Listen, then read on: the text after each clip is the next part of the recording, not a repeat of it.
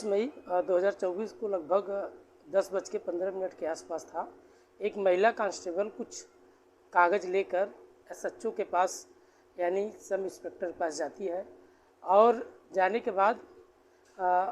बाद कागज़ उनके सामने रख देती है। अब एसएचओ को सिग्नेचर करने के लिए कहा जाता है, तो कागज़ पर जैसे उन्होंने कागज़ की तरफ देखा तो महिला कांस्टेबल की तरफ देखा तो महिला कांस्टेबल की तरफ देखने के बाद कहा, तुमने अगर हमारी बात मानी होती तो शायद आज दिक्कत तुम्हें या परेशानी महसूस नहीं करनी पड़ती, तो बात करनी पड़ती हो। तो यह बात कहने के साथ साथ कुछ ऐसे अपशब्द बोल देता है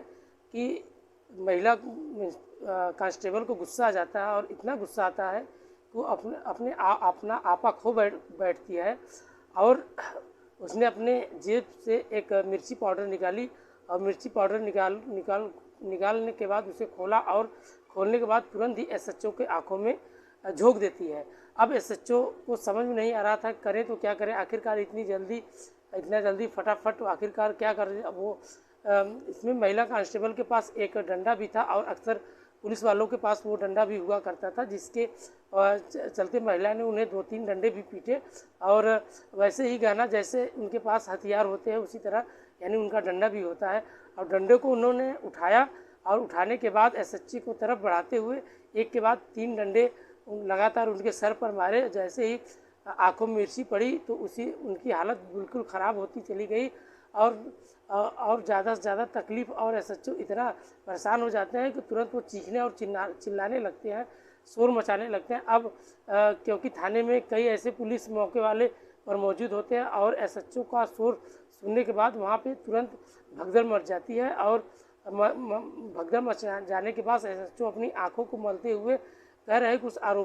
आरोप लगा रहे हैं कि कांस्टेबल ने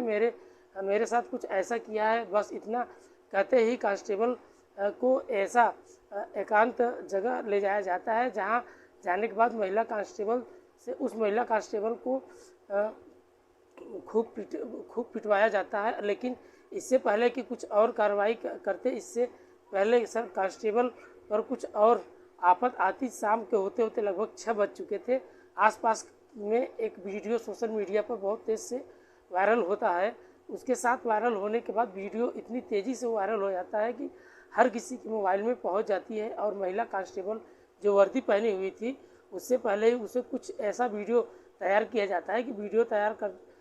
तैयार होते होते बहुत बड़े अधिकारियों के पास पहुंच जाता है और बड़े बड़े नेताओं के पास पहुंच जाता है तथा उत्तर प्रदेश मुख्यमंत्री योगी आदित्यनाथ जी के भी पास ये वीडियो पहुँच जाता है। इसके बाद पुलिस की नींद टूट जाती है। इस महिला को ढूंढा जाता है और पता चलता है कि वो एक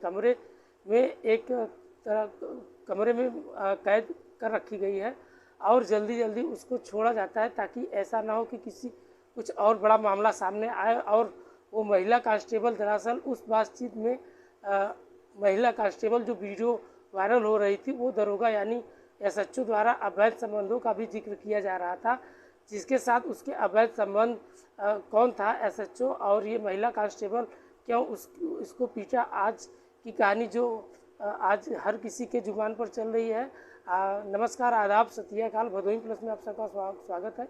मैं आपका दोस्त अमित कुमार। आज हम एक ऐसी सच्ची घटना का सुनाने जा रहे हैं जो ये सच्ची घटना उत्तर प्रदेश ज़िला की है, रामपुर की, जो तहसील लगता है बिलासपुर और बिलासपुर का तहसील एक थाना लगता है खजूरिया। दरअसल बात हम कर रहे हैं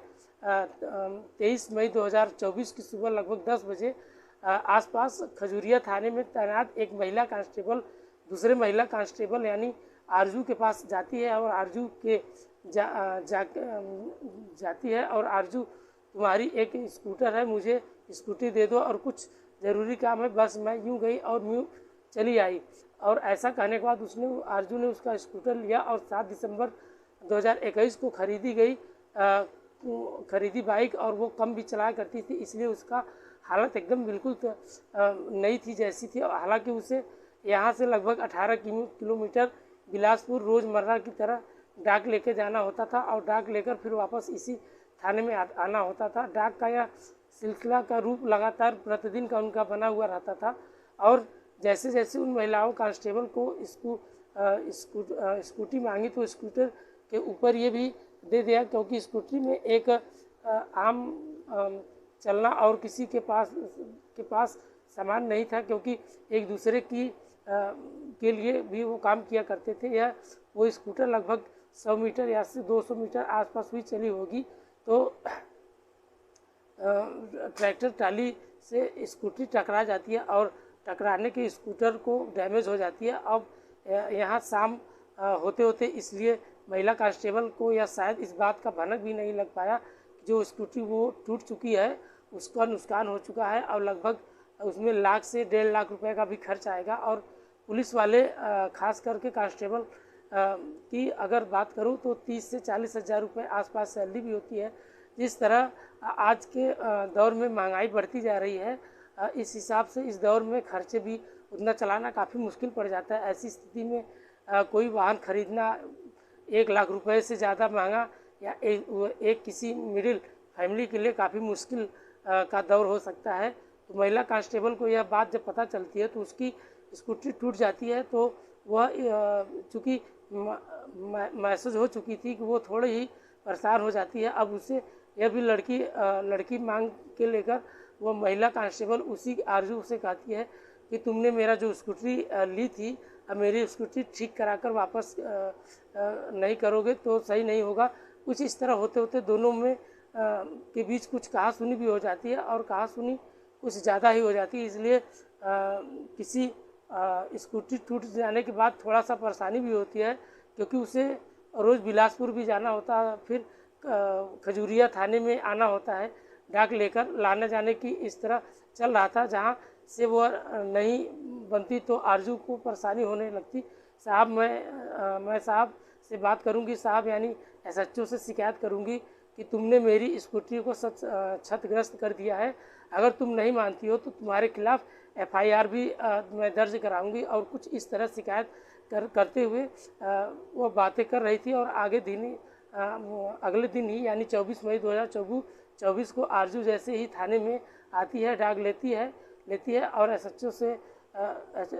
से जाकर कहती है कि साहब इस तरह से मेरी स्कूटी को एक कांस्टेबल लेके गई और उसने उसे डैमेज कर दिया, उसका एक्सीडेंट कर दिया, और इससे आप मेरी मदद कीजिए। यहाँ जिम्मेदारी बनती थी एसएचओ की बात सुनने के बाद कोई ना कोई उसका रास्ता ज़रूर निकालता, लेकिन उन्होंने बजाय मदद के बजाय उन्होंने सुनने से ज़्यादा उसे ऐसा काम करना शुरू कर दिया जैसे एक पुलिस वाले को अक्सर किसी फरियाददारी के साथ होता है। और अक्सर पुलिस वालों की मामले गंभीरता से लेते हैं और एसएचओ को कुछ इस मामले को ऐसे ही हिला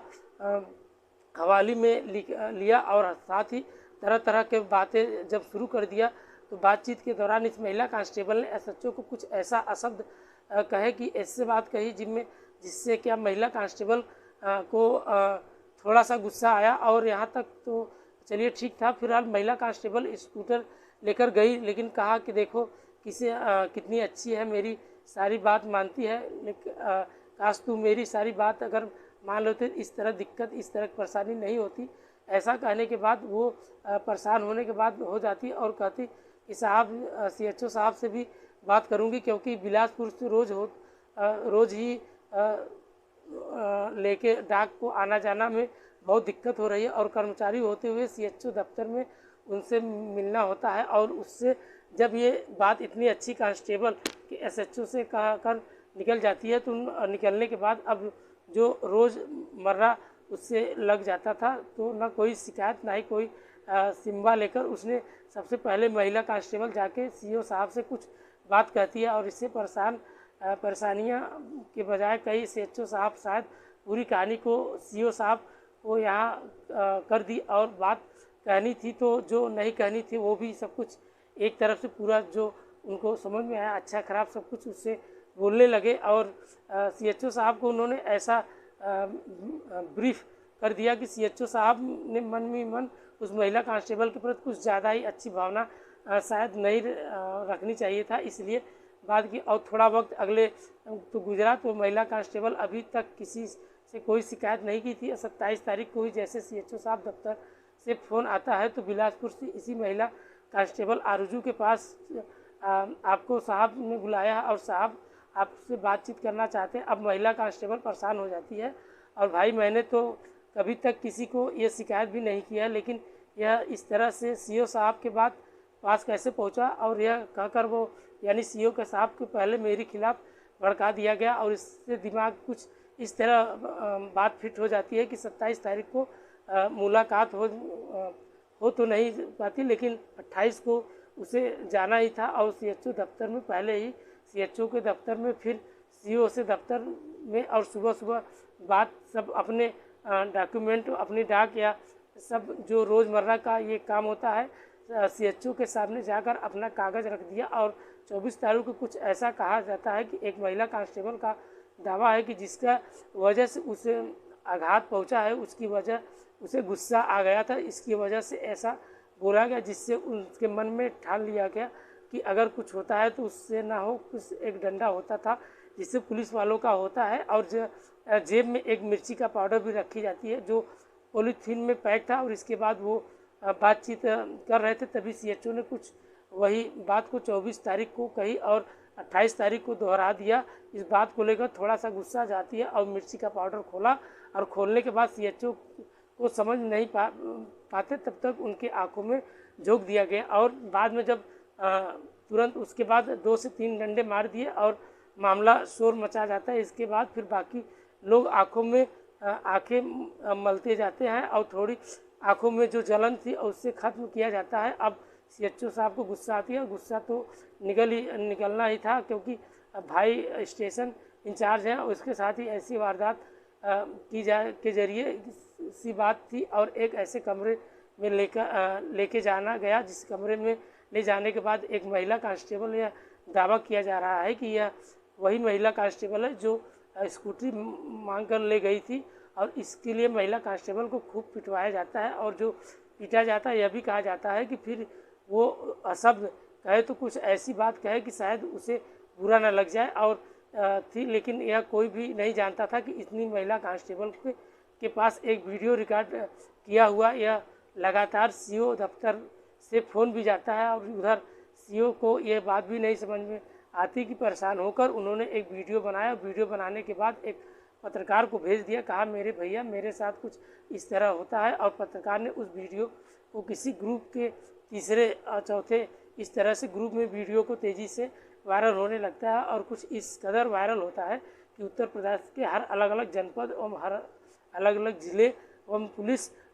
डिपार्टमेंट तक भी यह पहुंच जाता है। इससे उस महिला कांस्टेबल का आरोप भी लग जाता है, और खाकी वर्दी पहने कुछ लोग भेड़िए बन भी जाते हैं। ये भी खाकी के आड़ में भेड़िए मैंने प्रार्थना पत्र दिया था, उसमें कोई सुनवाई नहीं होती है। ये उस तरह के ऐसे लोग हैं कि जो 1000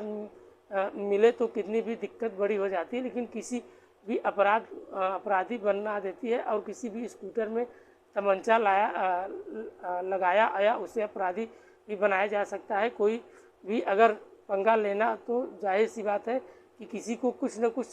कर सकते हैं। महिला सिपाही ने यहाँ तक कि बोल दिया कि जो महिला सिपाही मेरी स्कूटर लेकर गई थी, दरअसल उस महिला सिपाही का कांस्टेबल के साथ एसएचओ ने जो थाने में तैनात उसे अवैध संबंध भी ये दोनों साथ बैठे रहते थे ऐसे जगह पर जहाँ न कोई और सीसीटीवी कैमरा में भी न कोई एक झोपड़ी टाइप भी बनी हुई है जहाँ अक्सर फरियादी को सुनाई जाती है। वही महिला कांस्टेबल को लेकर अपने साथ अक्सर बैठा रहता है, इसलिए मेरी सुनवाई नहीं हुई क्योंकि उसके साथ थोड़ी अंतरंगती हुई और रिश्तों में तो रहती है। इस तरह से तमंचा रखते हुए आरोपी ने ये वीडियो के माध्यम से दिए गए। अब वीडियो के माध्यम से आरोप भी लगाया गया, जरिए फिर जो हड़कंप बच गया और डीजीपी ऑफिस को लेकर मुख्यमंत्री ऑफिस से लेकर तमाम तरह के ऐसी बात चल रही थी। इधर उधर महिला कांस्टेबल जो थाने के अंदर कमरा था उससे लगातार जो पीटा जा रहा था, उसी के बीच यहाँ पता चलता है कि यहाँ इसके जो चाचा है वो भी जो माँ है इसको भी भाई इन सबको बुलाया गया और आगे के जरिए खिलाफ कुछ कार्रवाई करेंगे। यानी जबकि जो जेल भेजेंगे। कुछ इस तरह की बातचीत हुई और कांस्टेबल ने सुनी थी थाने का अंदर कुछ ऐसे ही साजिश चल रही है, तो घबरा जाती है। तब ये सोच कर भी जो उस पे आ जाती है, तो क्या करती, अगर परिवार पाई को कौन बचाएगा, और परिवार को ज़्यादा कुछ लोगों से ऐसे ही गरीब फैमिली में